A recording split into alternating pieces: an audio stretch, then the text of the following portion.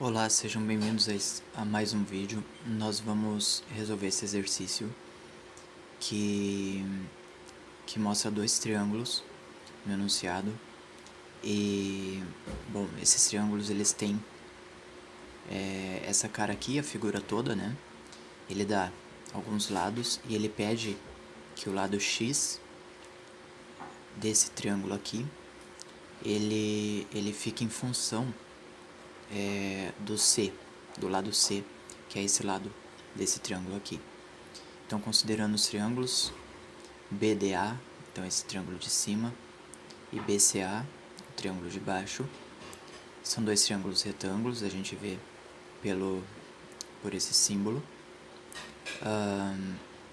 apresentados respectivamente retângulos em D e C. Calcule o valor de x em função do lado C. Bom, ele dá as alternativas e a gente vai para as respostas agora, para a solução. Então aqui nós temos os dados e do lado a solução. Então, para quem quiser acompanhar sozinho, já está aqui. E conforme o vídeo passa, a gente vai pegando passo a passo. A resposta seria, então, a alternativa E. Bom, nos dados, o que a gente tem que levar em conta é que quando se trata de triângulos retângulos, nós podemos usar Pitágoras, ou seja, o quadrado da hipotenusa é igual à soma dos quadrados dos catetos. E como são dois triângulos retângulos, a gente logo pensa então que vai ter que usar duas equações de Pitágoras. Tudo bem. O que acontece? Nesse exercício a gente tem que identificar uma coisa que é muito importante. Nós vemos aqui, nesse ponto aqui, nesses dois pontos, o que significa isso? Basicamente, a hipotenusa dos dois triângulos ela é a mesma. Então, esse triângulo tem essa hipotenusa aqui. E se a gente analisar esse triângulo de cima, ela vai ter também a mesma hipotenusa. Esse lado, essa distância BA, ela é a hipotenusa dos dois. Então, já que eles compartilham a mesma hipotenusa, nós vamos identificar qual é a equação da hipotenusa de um e qual é a equação da hipotenusa do outro. E depois igualar essas duas equações, já que as hipotenusas são iguais. Então, pensando no triângulo BCA, retângulo em C, ou seja, retângulo aqui neste ponto C, vamos pegar o ponteiro, retângulo no ponto C, então esse triângulo aqui, ele vai ter um lado C, um cateto C, né? O cateto embaixo é 1 e a hipotenusa y. Então, y ao quadrado por Pitágoras, y ao quadrado é 1 ao quadrado mais c ao quadrado. A gente isola o y e vai chamar esse y de y1, que seria então a hipotenusa desse triângulo, que a gente também pode chamar de triângulo 1, né? Então, já colocando aqui, 1. Bom, em relação ao triângulo 2, então nós temos, ou seja, o triângulo 2 é esse triângulo aqui de cima. Ele é retângulo aqui em D, e a gente pode ver um lado aqui, outro lado aqui, e a hipotenusa aqui. Então, o lado aqui de cima seria 2, como indicado na figura, né? Lembrando que a figura ela indica justamente, 2. O outro lado, o lado de baixo, então o 2 está aqui, o lado de baixo x, e aqui no final das contas a gente tem uma hipotenusa y, tá? Bom, então identificando, analisando isoladamente esse triângulo que está aqui em cima, a gente vai fazer Pitágoras de novo. E y ao quadrado vai ser igual a 2 ao quadrado mais x ao quadrado.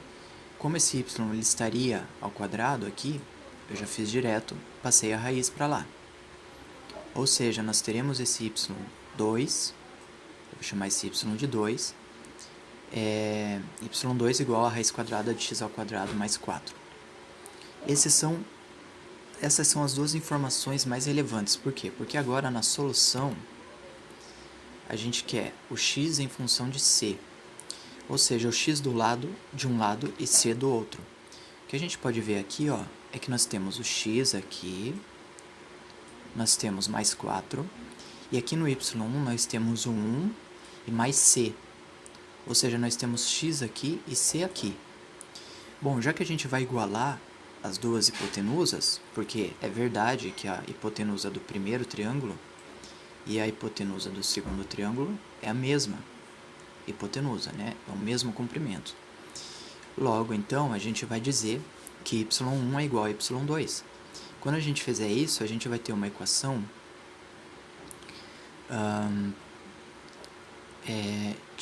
polinomial do segundo grau, porque o c ao quadrado e x ao quadrado, né? A princípio. E nós teremos nessa equação justamente a incógnita c e a incógnita x. E ele quer o quê? Ele quer x em função de c. Ou seja, ele quer x de um lado e c do outro. Ou seja, y2 é igual a y1. Então, a gente vai pegar o valor de y2 e igualar ao valor de y1. Então, lembrando, esse aqui é o valor de y2, né? X ao quadrado mais 4, tudo isso na raiz. Então, y2 é igual a x ao quadrado. Deixa eu trocar o ponteiro. Apagar aqui. Então, aqui nós temos então y2, ó, x ao quadrado mais 4, tudo isso na raiz. E nós também temos o y1. Nós vamos igualar o y2 ao y1. Então, o y1, ele é 1 ao quadrado mais c ao quadrado na raiz. Vamos lá ver se é isso mesmo. 1 ao quadrado mais c ao quadrado na raiz. É isso aí. Bom, uma coisa que a gente tem que atentar aqui é que a raiz quadrada de um elemento que é uma soma, então no caso 1 ao quadrado mais c ao quadrado, ela não pode ser descrita como a raiz quadrada de 1 ao quadrado mais raiz quadrada de outro, de c ao quadrado aqui nesse caso. Então você não pode achar que, por exemplo, isso aqui, ó, tudo isso aqui é igual a isso aqui. Eu não posso, eu não posso compartilhar essa raiz quadrada com o primeiro mais com o segundo, sabe? Então eu coloquei isso aqui como uma observação para a gente não se confundir. O que acontece? Então, já que a gente não pode fazer isso, o que a gente pode fazer? Bom, nós temos raiz quadrada de todos os elementos que estão do lado direito e raiz quadrada de todos os elementos que estão do lado esquerdo da equação. Então, nós podemos fazer o quê? Nós podemos elevar tanto todo o lado esquerdo como o lado direito inteiro ao quadrado.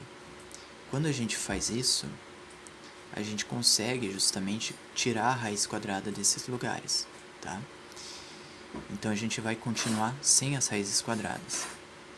Bom, já que ele queria o x em função do c, já que ele queria o x de um lado e o c de outro, e agora nós temos uma equação aqui, ó, com o x de um lado e o c de outro, mas eu quero esse mais 4 desse lado? Não, eu quero o x sozinho. Então, eu tiro o mais 4 daqui e vai menos 4. E o x ao quadrado? É x ao quadrado em função de c que ele quer? Não, ele quer x em função de c. Então, esse ao quadrado ele tem que sair. Já que está ao quadrado aqui, vai a raiz do outro lado. Né? Então, nós temos que x é igual a raiz quadrada de todo esse número. E fazendo 1 menos 4, nós temos menos 3 mais c ao quadrado. Então, primeiras incógnitas, c ao quadrado menos 3. X vai ser, portanto, igual a raiz quadrada de c ao quadrado menos 3, se a gente quer dizer que x está em função de c nesse caso. Ou seja, no final das contas, essa aqui é a resposta. Essa resposta aqui de um exercício, do exercício. E o que ela quer dizer pra gente, a nível agora de curiosidade, né, a resposta vai ser a letra E, raiz quadrada de c ao quadrado menos 3. Ou seja, o que ele quer dizer? Que eu vou encontrar o valor desse x aqui, ou seja, desse tamanho BD. Então, esse tamanho BD, ele vai estar em função do quê? Desse tamanho C. Ou seja, conforme eu aumento C, eu aumento o x em uma certa proporção, que é dada por essa equação aqui. Não deixa de ser uma função, né? Por isso que x está em função de C. E é basicamente isso. Então, espero ter ajudado e até mais.